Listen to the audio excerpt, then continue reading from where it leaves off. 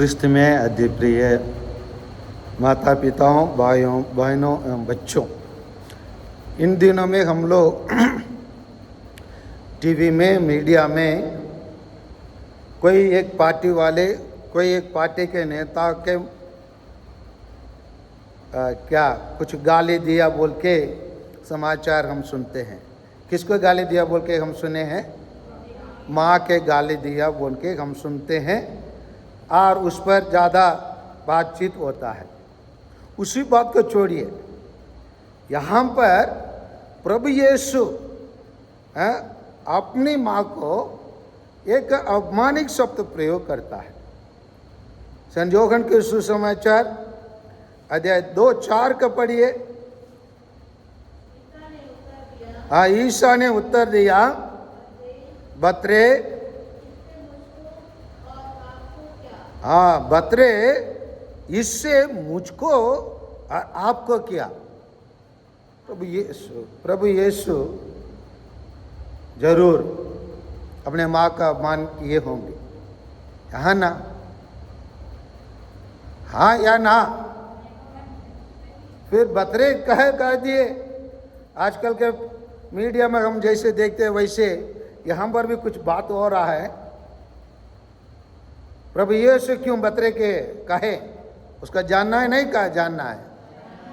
जानना है तो बाइबल को खुला रखिए। हम बाइबल में कितना सुसमाचार है? 4 सुसमाचार है। पहले 3 सुसमाचार को सिनोप्टिक गॉस्पेल कहते। सिनोप्टिक गॉस्पेल अंग्रेज में कहते। इसका अनुवाद अगर हम हिंदी में करेंगे तो सामान्य अवलोकन किया वाला सुसमाचार।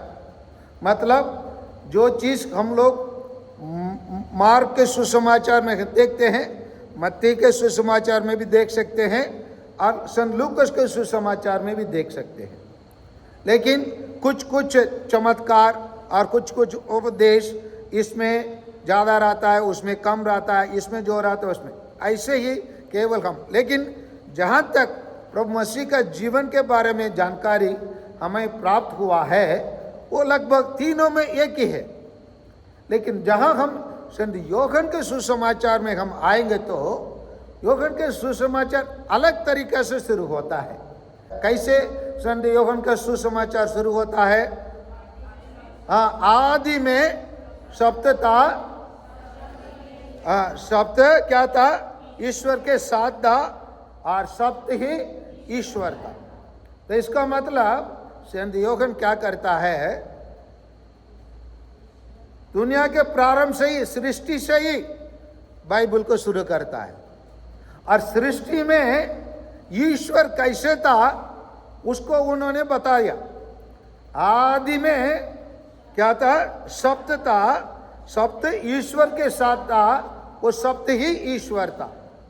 तो सत्य, यहाँ शब्द के लिए बहुत वजन हो रहा है, यहाँ पर बहुत अर्थ हो रहा है। इसीलिए प्रभु यीशु बतरे शब्द को प्रयोग किया। बतरे शब्द को प्रयोग करना मतलब, बतरे शब्द को इंग्लिश में कहेंगे तो एक लॉन्गर टर्म, एक लॉन्गर टर्म मतलब एक लंबे शब्द कह सकते हैं। उदाहरण के लिए मैं बता रहा हूँ, जैसे हम लोग के पास प्रपोजिशन रहता है जिसको हम कहेंगे संबंध सूचक। ये संबंध सूचक के बारे में हम लोग बात करेंगे तो सीमित शब्द तो रहता है, जैसे ऊपर, नीचे, अंदर, का, की, को, ये सब क्या है? संबंध सूचक होता है। ये संबंध सूचक शब्द वृद्धि नहीं हो सकता है। जितना संबंध सूचक आज तक है कल तक वही रहेंगे, अंदर अंदर रहेंगे, ऊपर ऊपर रहेंगे, नीचे नीचे रहेंगे। लेकिन नाउन जिसको हम संज्ञा कहते हैं, ये कल कोई नया चीज आविष्कार हुआ उसके लिए एक नाम देंगे, वो संज्ञा में आ जाएगा। या क्योंकि वो संज्ञा है ना, लॉन्गर शब्द है और प्रपोजिशन क्या है? जो शॉर्ट टर्म है, मतलब उसका वृद्धि होने के लिए बहुत कम चांसेस है। हो सकता है और कुछ संबंध सूचक शब्द आ सकते हैं। उसी प्रकार अगर प्रभु यीशु मां शब्द को प्रयोग किया होता, हम यहां बैठे हुए सभी स्त्रियों मां है क्या? अरे मैं पैसा थोड़ी मांग रहा हूं, बोलिए ना। तो अगर नहीं बोलेंगे तो पुरुष बना दूंगा आप लोगों को, है ना। आप लोग सब मां है क्या? नहीं, लेकिन आप लोग सब स्त्री है, नारी है, बतरे है। प्रभु यीशु बतरे शब्द को प्रयोग करने के लिए अधिक आवश्यक हुआ, क्योंकि अभी उत्पत्ति ग्रंथ में आइए, उत्पत्ति ग्रंथ में अध्याय 2:23 को पढ़िए। उत्पत्ति ग्रंथ अध्याय 2:23 को पढ़िए। हाँ, इस पर मनुष्य बोल उठा, ये तो मेरे हड्डियों की हड्डी है और मेरे मांस का मांस। हाँ, इसका नाम क्या होगा? नारी होगा। यहां पर इसी शब्द को प्रभु यीशु वहां बतरे के रूप में प्रयोग करते हैं। बतरे के शब्द के लिए ग्रीक भाषा में, यूनानी भाषा में जो शब्द प्रयोग किया जाता है गुनेने।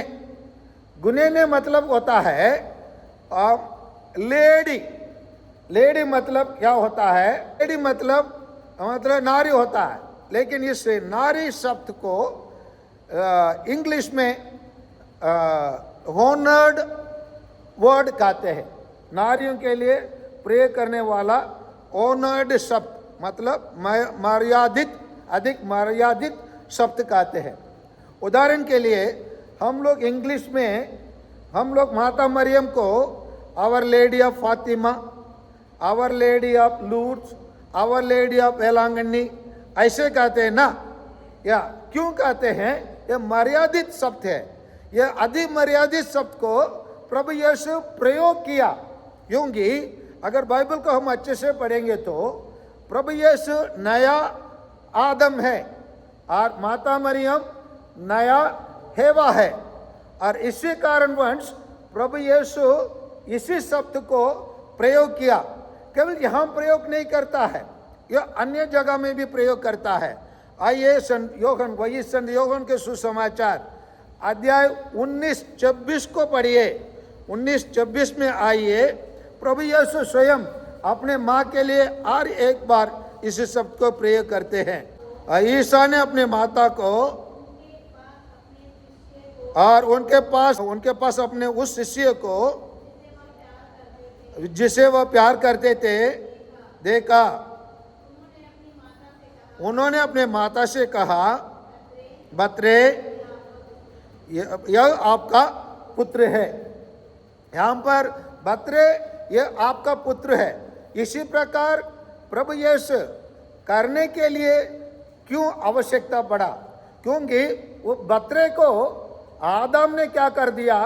एक प्रकार तिरस्कार कर देता है।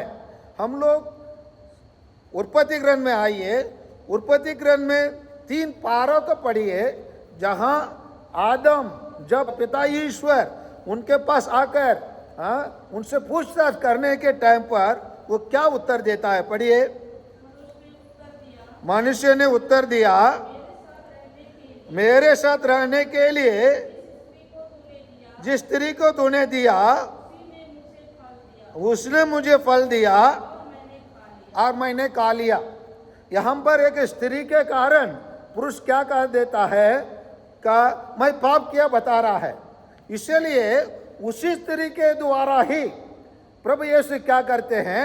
सभी मानव जाति के लिए माता मरियम को क्या कर देते हैं? एक माँ के रूप में प्रस्तुत करते हैं। क्यों माँ के रूप में प्रस्तुत करने के लिए क्यों आवश्यकता है? इसी उत्पत्ति ग्रंथ के अध्याय 3:30 को पढ़िए।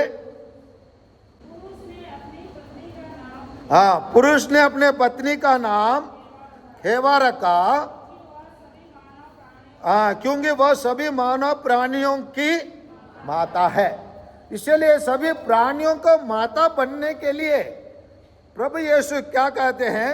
यूहन्ना के सुसमाचार में 19:27 में, उसमें आगे जाएंगे तो, इसके बाद वो शिष्य से कहा, यह तुम्हारी माता है। अभी प्रभु यीशु उसी स्त्री को जो सभी प्राणियों का माँ है, उसी प्राणियों के माता के रूप में प्रभु यीशु क्या करते हैं, हमारे लिए माता मरियम को ये तुम्हारी माता है बोल के हमारे लिए सुनते हैं। अभी समझ में आया क्यों प्रभु यीशु बतरे कहा? समझ रहे नहीं समझ रहे? हाँ समझ रहे। प्रभु यीशु अपमानित करने के लिए माता मरियम को बतरे नहीं कहा, परंतु माता मरियम को अधिक सम्मानित करने के लिए उन्होंने उसको बतरे कहा। इसीलिए तो वो संत लूकास को सुसमाचार अध्याय 11-28 को, जिसके हम लोग 2 दिन के पहले भी देखे हैं, उसका और एक बार यहाँ पर देखना उचित है। उसका परंतु ईसा ने कहा ठीक है, वे अधिक धन्य है। क्या है? कौन? वो स्त्री के बारे में, वो स्त्री, एक और स्त्री ने उन्होंने कहा, ये स्त्री जो उसका जन्म दिया, उसी स्त्री के लिए और एक स्त्री जो उसका जन्म दिया है उससे अधिक धन्य है। क्यों धन्य है? पढ़िए। जो ईश्वर का वचन को सुनते और उसको पालन किए। तो प्रभु यीशु इसीलिए उसी माँ को बतरे कहा, क्योंकि ईश्वर का वचन को सुनकर उसके अनुसार वो अपने जीवन को बिताए। इसीलिए प्रभु यीशु अपने माँ को बतरे कहने के लिए मजबूर हुआ, ताकि हम प्रत्येक जन के लिए माँ मरियम क्या बने? माँ बने। इसीलिए हम उचित रीति से माता मरियम को माँ कहते हुए हम विभिन्न नाम देकर माता को बुलाते हैं। उचित है, क्योंकि प्रभु यीशु स्वयं एक बतरे के रूप में, मतलब सभी प्राणियों को माँ के रूप में प्रभु यीशु अपने माँ को हम प्रत्येक जन को सौंपा है। आमीन।